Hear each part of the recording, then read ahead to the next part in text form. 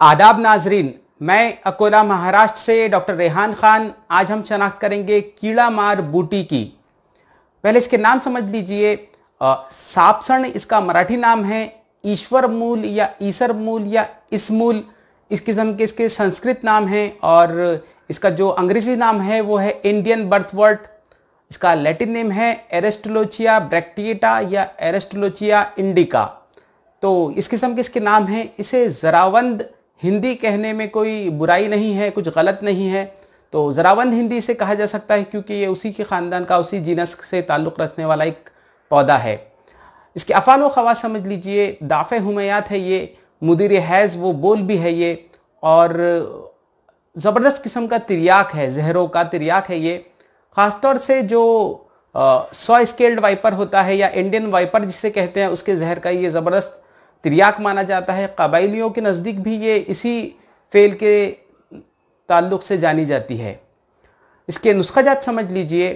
सबसे अहम इसका नुस्खा जो है वो है डब्बा अतफ़ाल जिसे कहते हैं हम, या जिसे हम फुफ्फुस शोथ कहते हैं आयुर्वेद की ज़ुबान में, या निमोनिया जिसे कह सकते हैं। तो उस मर्ज़ के लिए बच्चों में जो होता है, या पसली चलना जिसे कहते हैं, उस मर्ज़ के लिए इसमें करना यह है कि इसकी जड़ का या इसके पत्तों का लेप लगाना है नाफ पर।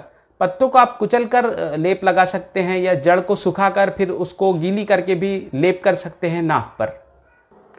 अगला इसका नुस्खा नोट कीजिए, जो कि है दर्द ज़ह शुरू करने के लिए या लेबर पेन स्टार्ट करने के लिए। उसमें करना यह है कि इसकी जड़ यानी कीड़ा मारी की जड़ का सफुफ लेना है, और उसमें हम वज़न मकदार में फिर पीपला मूल या जिसे फिलफिल मोया कहते हैं यूनानी की ज़ुबान में, तो वो मिलाना है। इस तरह ये दोनों अज्जा हम वज़न मकदार में लेना है, और इसका इस्तेमाल करने का तरीका ये रहेगा कि जो हामिला है उसको फिर ये तकरीबन 1-1 ग्राम की मकदार में हर 1 घंटे पे दिया जाना चाहिए, और इसी का लेप भी किया जाना चाहिए नाक पर। तो दर्द से तो ये शुरू करता ही है, और इसकी ख़ास बात यह है कि ये जब बेबी डिलीवर हो जाए तो उसके बाद जो रहम में ख़राबियाँ बचती है तो उनका भी ये इजाला करता है। तो ये एक नुस्खा हो गया। अगला इसका नुस्खा नोट कीजिए, जो कि है जिसे हम विषम ज्वर कहते हैं, या बारी का बुखार कहेंगे, या चढ़ उतर का बुखार कहेंगे।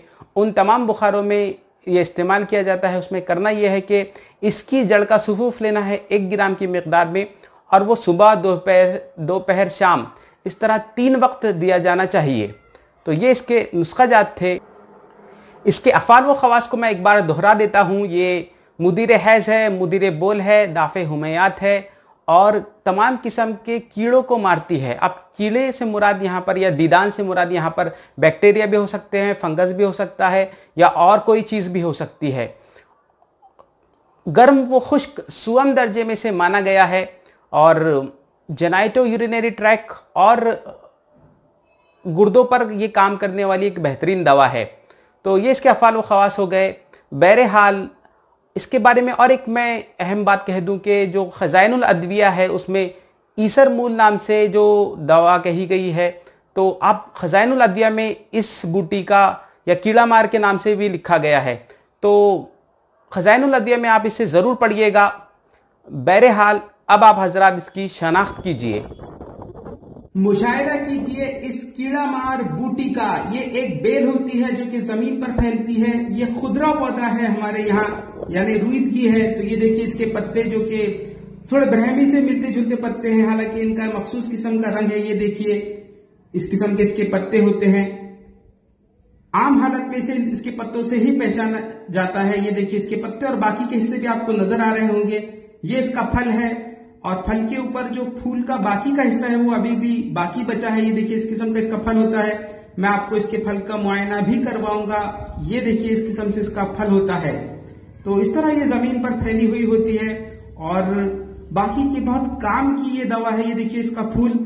अक्सर मैं कहता हूं कि कुदरत में हर चीज, हर बूटी आपसे बात करती है, तो उसी की मिसाल ये एक बूटी है। ये देखिए इसका फूल जो कि सांप के फन की तरह नजर आ रहा है बिल्कुल, यानी ये जहरों का तिरयाक इसीलिए माना गया है, और इसी की कुदरत भी निशानदही कर रहा है। ये देखिए इस किस्म से ये फैली होती है, और इसके फूलों का मुशाहिदा कीजिए। अब आपको ज्यादा बेहतर तरीके से नजर आ रहे होंगे कि ये किस तरह सांप के फन की तरह होते हैं।